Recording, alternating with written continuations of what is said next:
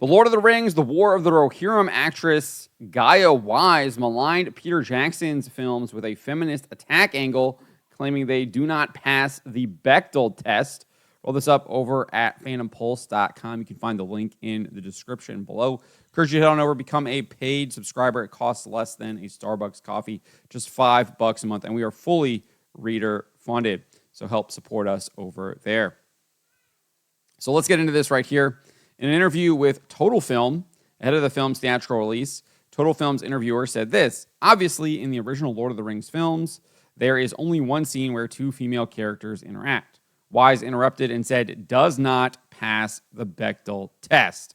So if you're not familiar with the Bechdel test, it is basically a feminist joke test that is used now by these people in Hollywood to determine how female characters interact on screen.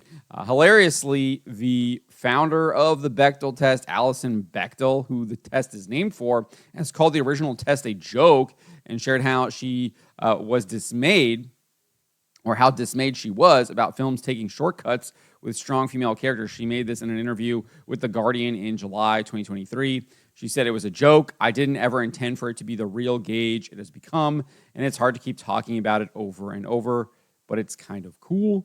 When asked what she thought about films failing the test, she said, what's really dismaying now is the way so many movies cynically try to take shortcuts and feature strong female characters, but they just have a veneer of strength, and they're still not fully developed characters. So even the person who literally coined the test said that it's a joke, it's not actually supposed to be legitimate. And then the fact that people are using it to basically create these veneer of female characters is dismaying, which I just find absolutely hilarious. Nevertheless, Hollywood is using it to bludgeon their feminist talking points, right? And Wise trudged ahead in her interview attempting to promote the film from a feminist angle. She was asked how it felt to see how integral Hera and Olwen's relationship was. Olwen is this other woman right here that was heavily featured in the film, and a number of reviewers claimed that Hera and this Olwen woman are in some kind of lesbian relationship. I would know, didn't watch the movie because it looked like absolute feminist trash. Not Tolkien at all. Anyways, Wise said this: it made me really happy. It made me really happy that we're finally telling the stories of especially the Shield Maidens, because they sort of float around in the trilogy, but they are so important to the lore. And it also made me excited because hopefully there'll be a generation of young girls who get to see this film and feel like they are seen and heard and empowered by it. None of that is absolutely true, right? As for the Shield Maidens, like the unnamed daughter that Warner Brothers turned into Hera for the War of the Rohirrim, they are hardly mentioned in Tolkien's novels. In The Return of the King, Eowyn refers to herself as one during a heated conversation with Aragorn.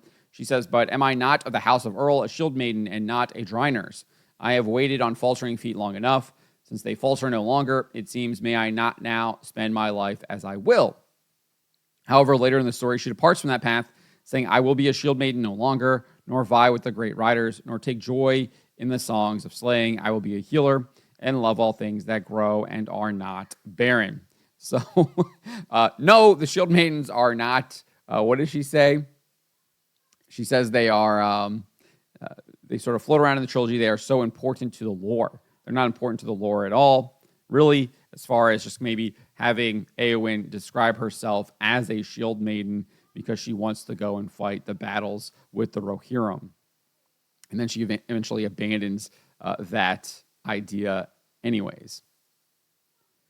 As for the film inspiring an entire generation of young girls, that will not come to pass either. The numbers reports the film has only grossed a global total of $18.2 million, with just $8.7 million from the domestic box office and another $9.5 million internationally. In its third weekend at the box office, the film only grossed $455,000 and was only present in 1,135 theaters. It had also already gone on sale on various digital stores such as Amazon Prime Video. It went on sale on Amazon, I think, December 27th on the East Coast, December 26th, 9 p.m. Pacific time. So even in its third weekend, it was already on sale digitally while it was still in theaters. And people have completely abandoned this film. No one is watching it. Box office analyst OMB Reviews predicted the film would likely lose Warner Brothers at least $31 million. This is what he said. He said it would likely finish its box office run somewhere between 21 and 30 million by the end of its run. We're at what, 18 point, what did we say we were at? 18 something? Where were we? 18.2. So he's pretty close there, 3 million off.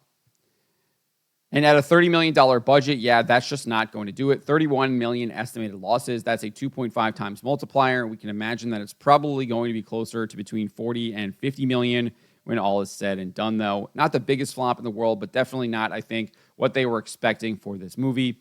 And had they actually focused on what was in the appendices of J.R. Tolkien's work, if they had actually given a story and a movie that fans wanted, instead of taking a random side character who was unnamed and then making it entirely about her for the sake of some type of messaging, then guess what? People actually would have gone to see this and been going back to see it multiple times over. I 100% agree with that analysis. I don't really have anything else to add. It's fantastic analysis there by OMB Reviews. If they had stuck to the source material in the appendices, told the story of Helm Hammerhand, told the story of Freyleaf, told the story of Wolf, told the story of the Rohirrim, the Dunlettings, and Gundor, it would have been a fantastic movie, and people would have been going to see it over and over and over again, and they would have had, I think, a massive hit. Instead, they pushed the feminism, they made her a girl boss, and people were like, no, thank you, done with this, and they did not show up. They did not show up to the theaters, and they are clearly, I would assume, not purchasing it on digital either, because this film